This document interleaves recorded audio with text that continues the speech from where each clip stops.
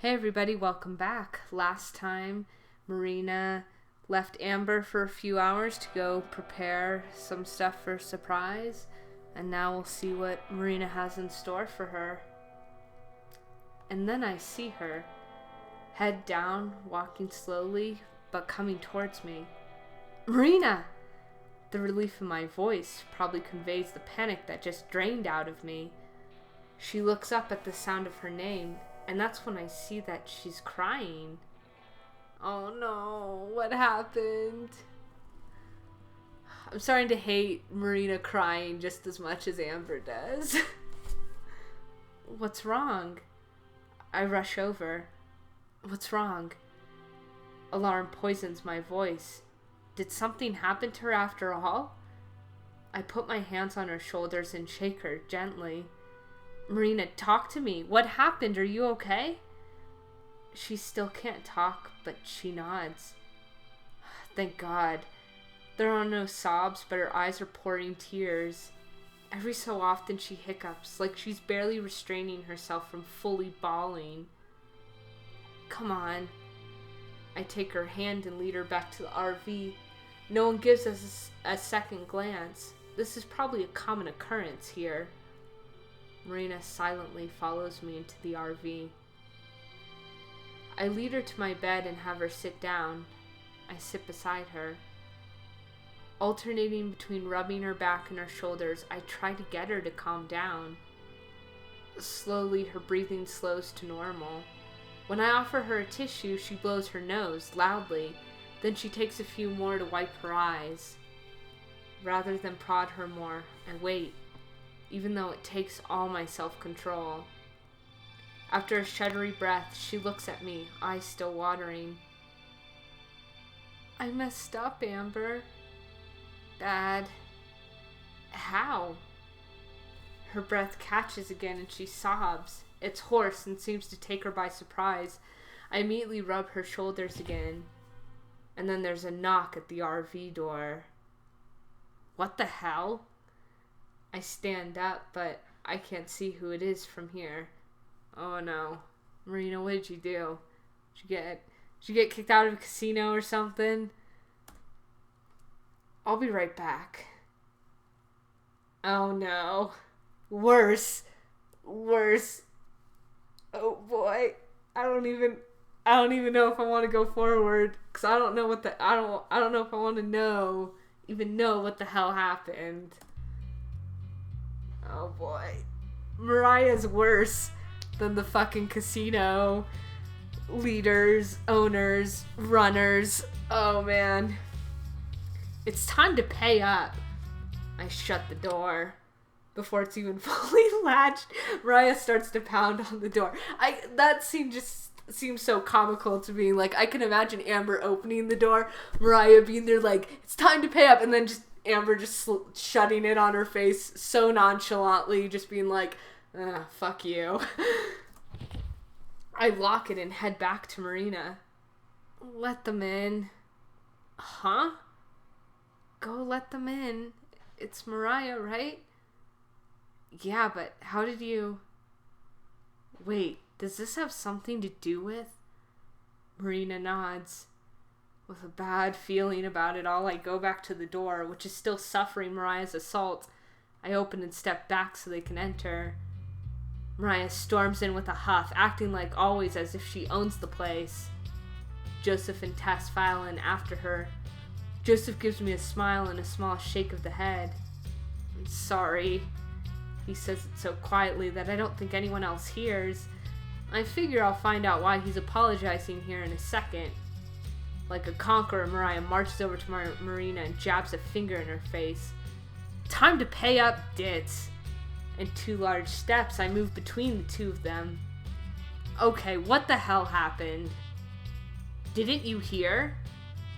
I was about to when you attacked my front door. Well, allow me to deliver the bad news then. Sis stole Marina's gold. What? Did not. It's impossible to figure anything out.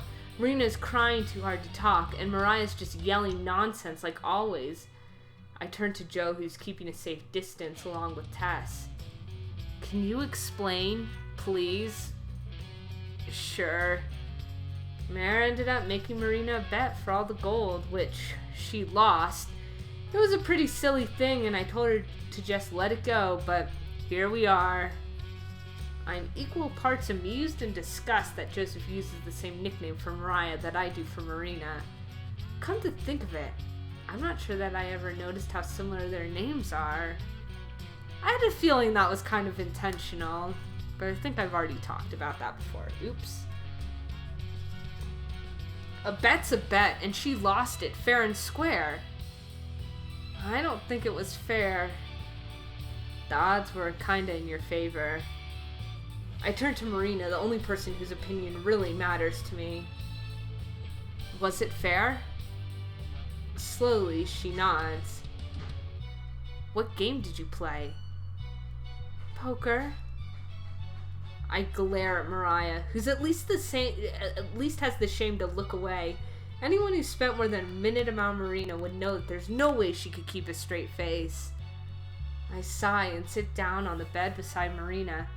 I wrap an arm around her. She leans into me, eyes moist. You know you can only take half the treasure, right? Marina and I split it equally, so she couldn't bet away my half. That wasn't the deal. That's the only deal she could have made. But I'll bet you my half against hers. Amber, no. I squeeze her affectionately, but I shake my head. It's fine. I stand and go to where we've been stashing the gold. I pull out the box of nuggets and open it so Mariah can see. Her eyes light up and she licks her lips. I snap the box shut. Fine, but we're not playing poker. Oh yeah? What game then? She thinks about it for a moment.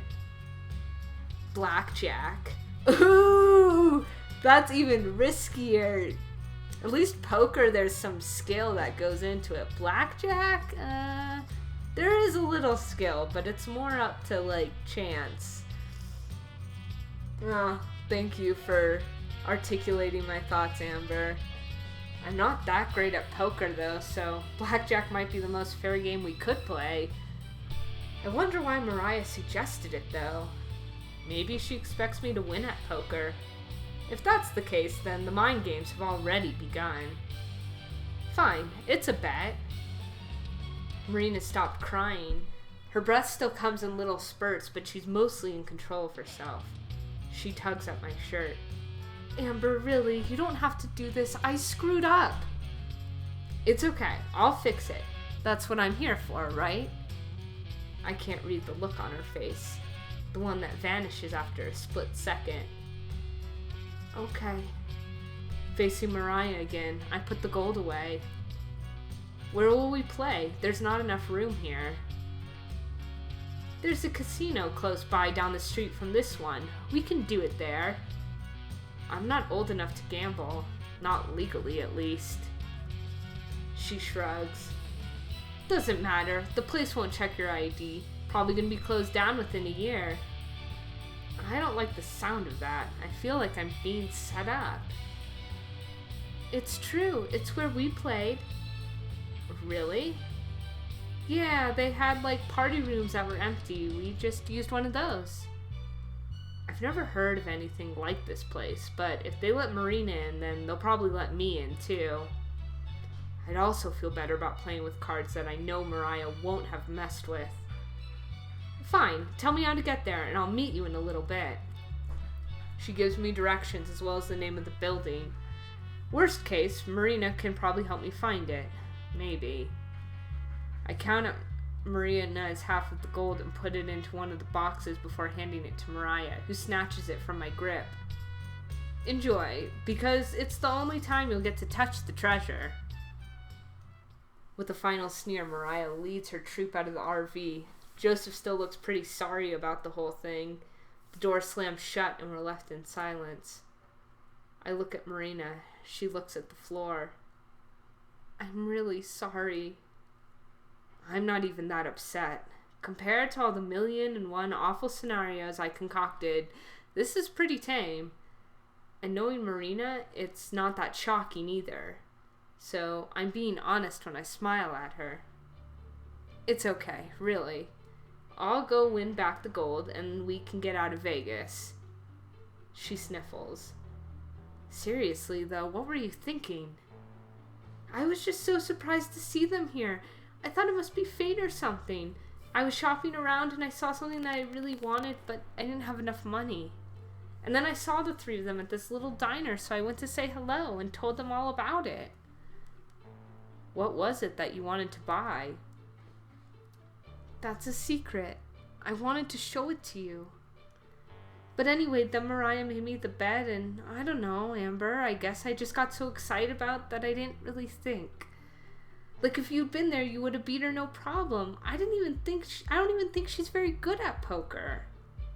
It's just that I'm kind of bad at hiding how I feel. I can't help but laugh. No way, you're kidding me. She sticks her tongue out at me. Guess she's feeling a little bit better.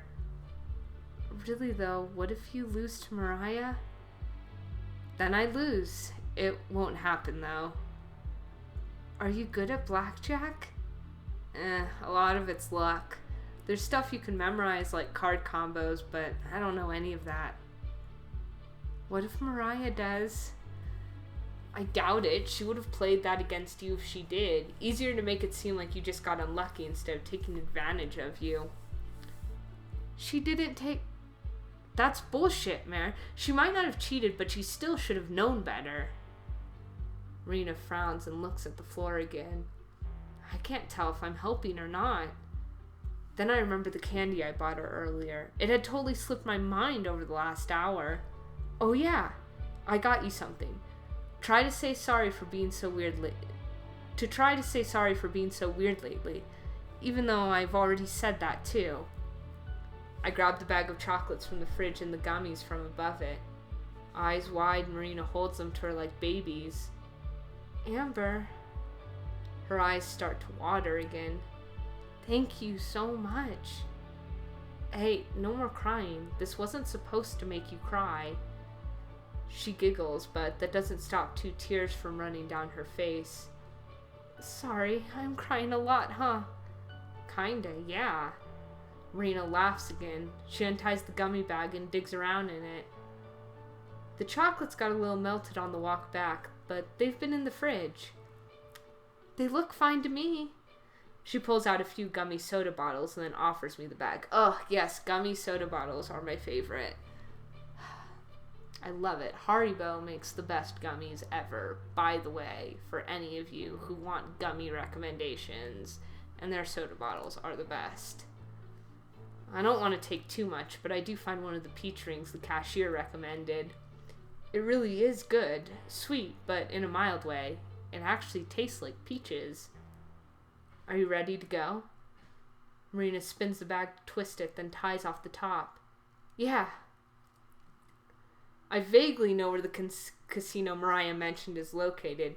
We passed it earlier today, but I didn't pay much attention to it. As we load out of the RV, Marina is dragging her feet. Do you want to wait here? I can just go take care of this and then come back. No way. I don't want to split up again. After I lock up, I take her hand. Since I'm the lead this time, the walk isn't as slow. With the evening approaching, the temperature has gone down. At the same time, traffic is starting to build up. In a few hours, it'll look like an entirely different city here, once all the lights come on. The view of the big city at night, far in the distance, has always been one of my favorite sights. I can remember staying up late when Gramps and I were on the road so that I could press like a sticker against the window and look. They sell postcards of New York and Atlanta and other places all lit up because it's so pretty. We've got a couple hours until then. Neither Marina nor I say much while we walk. Even given the situation, it doesn't feel as awkward as some of our quiet times before. Soon, we reach the building Mariah described. This the place? Yeah, this is it. We step inside. I can see why Mariah said the place might be closed soon. Although it's pretty clean looking, there's hardly anyone here. A couple of people occupy slot machines far away from each other. Aside from those two and a bored-looking host, the place is pretty empty. Well, those three and the trio, Mariah and her posse, are seated on a semicircular couch. It and an identical couch form a circle around a card table. No greetings are exchanged as Marina and I take our places across from them. Ooh, it's like a showdown. A standoff. A Las Vegas standoff? Maybe that's what you'd call something like this. A sealed deck of cards sits on the table. It's got gaudy Las Vegas landmarks and logos all over it, but at least it's legit. Should we ask the guy to come deal for us? Hell no. The only reason they don't check ID is because they don't care. If you attract any attention, they'll throw you out. Okay, so who will? Tess can. Tess nods. Really? No offense, but does she even know how? Of course she knows how. She's not an idiot. And before you get any ideas, she's more likely to help you cheat than to help me. Tess nods again. Just ask. Alright, that works for me. Because if two underage girls are going to play, then why not have a 10-year-old deal the cards? I miss snarky Amber. I feel like her snarkiness hasn't been as present lately. That was nice. Mariah slits open the plastic wrap on the deck and then hands it to Tess. The little girl takes out the instructional cards and the jokers and then shuffles. I have to say I'm impressed. She creates a bridge with the cards that's way tidier than I could ever do. Mechanical, even. So, there are 16 pieces total. We'll go piece by piece, I guess. Sure. That means that I'd have to win 8 hands in a row, or without Mariah or the dealer winning any, to earn back all of Marina's treasure. And I won't settle for anything less than the full amount. We have a small stack of tokens near us that each represent a single piece of treasure. How does this game work? Basically, you try to get the cards in your hand to add up to 21, or as close as possible without going over. Whoever's closest wins that round. The dealer can win too. We all get 2 cards, then you can stand, which is where you don't take any more cards, or you can hit, which is where you draw another. That sounds really easy. I guess. Like I said, it's mostly luck. Shut up. Time to play. I flip her off, but don't argue. Oh, fancy. We get to see the cards. Nice. Tess deals us the first hand.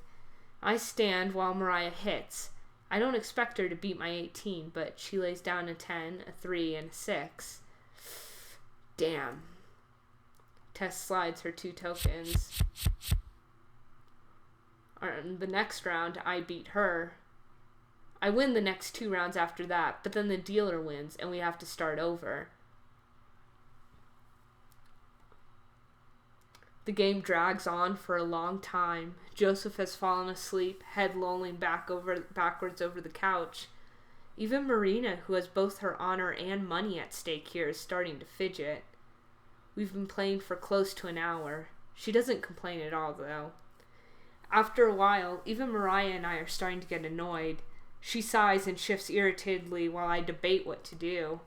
And when she takes her time thinking, I bite down the urge to say something snarky and hurry her along. Once Tess wins again, and we're both sitting at 3 pieces each, Mariah wipes her palms and clears her throat. This is taking forever. Yep. But if you're saying we just call it here, the answer is no. No. But let's just go all or nothing. One final hand. Then you won't be able to say I cheated or took advantage of anyone, and I can finally relax with my treasure. I think about it. One more hand, huh? The odds are probably better than if we were to sit here all night. Maybe I'm not good enough at math to calculate. It would be possible that we're here until the festival comes round if we keep going back and forth like this. I look over at Marina, whose interest has been piqued again. What do you think? She gives it a long thought, her face betraying nothing. Then she shrugs. I have no idea. Right then. Fine, all or nothing. Mariah nods, satisfied. Deal 'em, kid. Tess passes out our cards. Oh boy. This is stressful. I pick mine up, holding them so only Marina can see. A 9 and a 7. Not awful, but not great. Tess is showing an 8. I try to gauge some sort of reaction from Mariah, but her face is totally expressionless. No wonder she beat Marina at poker. Amber? I think that's the first time she's ever said my name. It sounds weird coming from her. I'll stand. If I were to take a hit and draw another card, there's a pretty good chance it'd put me over blackjack, and that would be a loss by default. Sis? Hit me. Tess slides her another card, then flips one over the whole card. It's a 4, for a grand total of 12. That means we still beat her, at least. Let's see. I lay down my cards and wait for Mariah to do the same. Except she doesn't. She just looks at my cards, flat on the table, face stony, mouth silent. Then she makes a sound of disgust and stands as she flings her 3 cards towards the table. I flip them over to see a 3, a 2, and a 10. We win. That's all I say. Marina looks at me, then at the table, then back to me, making sure she heard me right. We did? Yeah, the total of our hand was closer to 21 than hers was. Strangely, I don't even feel excited. Not about the victory, which is nice, or the fact that it came over Mariah, which is nice. I just feel relieved. Marina squeals and then explodes towards, half leaping, half tackling me to hug as I nearly fall off the couch. She plants a large kiss on my cheek and then travels over to my mouth. Oh God, Amber, I was so worried, but oh my God, thank you, you're the best! Her praises are dotted with kisses all over my face. Joseph, woken up by the commotion, looks away with a blush. Tess, on the other hand, stares at us, creepily apathetic. I separate myself from Marina and stand up. Mariah has already traveled halfway to the door, not saying anything in her defeat. The little wooden box of gold sits abandoned where her arm was. I check and count the pieces of treasure. They're all there. I start to move towards Mariah to say something, but Joseph clucks his tongue. I stop. Don't worry about her. She's always like this. Sorry. Not sure what else to say, I half shrug, which is hard since Marina still clings to my arm. Don't be. Better things work out this way. Come on, kiddo. He takes Tessa's hand and they start to follow Mariah, who's left the building. You ladies take care. You too. See you later. Once they leave, I look down at the mess of chips and cards on the table. Someone will come by and clean them up. Marina tugs on my shirt. When I look at her, she kisses me on the lips again. For the first time today, we stay like that for a long time, not caring about how many stares we might be getting, though it can't be more than 3. I can still taste a faint saltiness from her tears. I feel her lips curve into a smile even before we pull apart. Thank you. Seriously. I know I'm always saying thank you and sorry, but I am sorry that I screw up so much. Don't worry about it. It all worked out, right? Yeah, but only because you were there. I don't know what I would have done if you weren't. Well, if I wasn't, then you wouldn't be either, you know? I mean it as a joke, but she doesn't laugh. She leans into me. I know. Then we kiss again. We must look like perverts just standing in the middle of a casino making out. Nah, you're in Vegas. Are you kidding me? Are you kidding me? People making out in the middle of casinos or in public in Vegas, not a big deal. You ready to get out of Vegas? Definitely. But, one thing first. What's that? Can we get something to eat? I was hoping you'd say that. I saw this Chinese place earlier that smelled amazing. Sound good? Very. Hand in hand, like always, we leave the casino and make the quick walk to the restaurant. I'd come across it while waiting for Marina before. All along the strip, more and more lights are coming on. It's hard to tell that it's getting much darker out because of how much artificial light there is. We get to the restaurant, eat outside on the patio, watching as more and more buildings are illuminated. By the time we're done and back at the RV, Las Vegas has shifted fully from daytime to artificial daytime. Before we buckle in, I pull back all of the curtains. Make sure you get a good spot by the window. You're gonna want to see this. It starts slowly. Just a few lights in apartment windows coming to life, or lonely streetlights flickering on. I drive slowly so as to keep us here longer. Beside me, Marina shifts impatiently but doesn't say anything.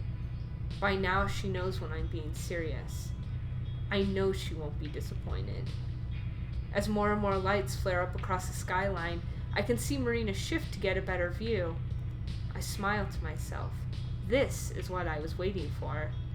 What she was waiting for, even if she didn't know it. Las Vegas lights up like a forest of Christmas trees, glimmering orange and yellow against the muddy blackness of the night sky. The further away from the heart of the city we can get, and more of its gorgeous sprawl we can see. So soon it's so immense that the entire world seems to be awash with forced color. I ignore the signs that will lead us all the way out of Las Vegas, and instead cruise along the streets that will let us admire for longer. Marina's head slowly turns with every bend in the road, her gaze magnetically fastened to the city. Skyscrapers zoom by, each one another pillar of light. The casinos, which have gaudier decorations, make an exotic contrast to the mundane office and apartment buildings. Marina drinks it in all like water, out here in the desert. Light from the window frames her face, and I remember how I thought of her as angelic back at Zion.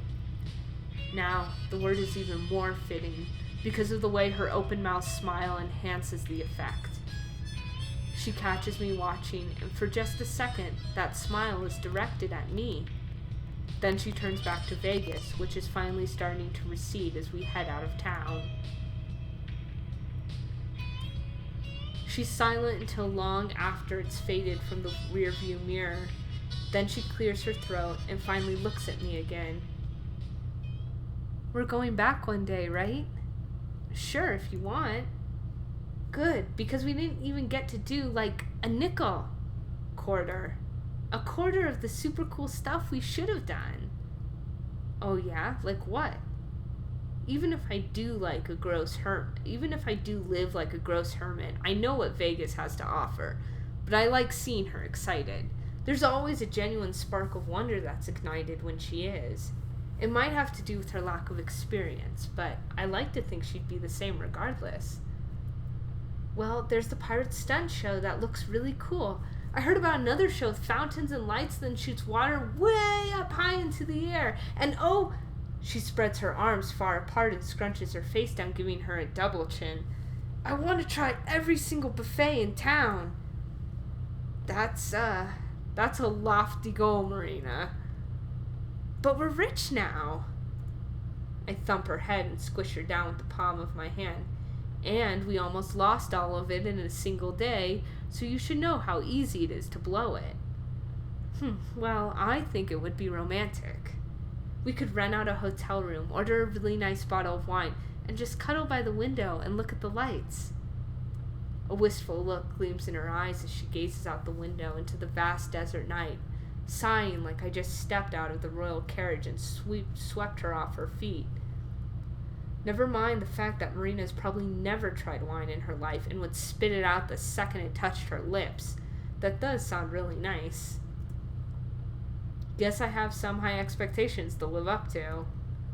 I've always had them, but now it feels more official. Now, more than ever, I'm obligated to keep her happy and safe. Those thoughts occupy my mind for an hour or so as we traverse the desert highway.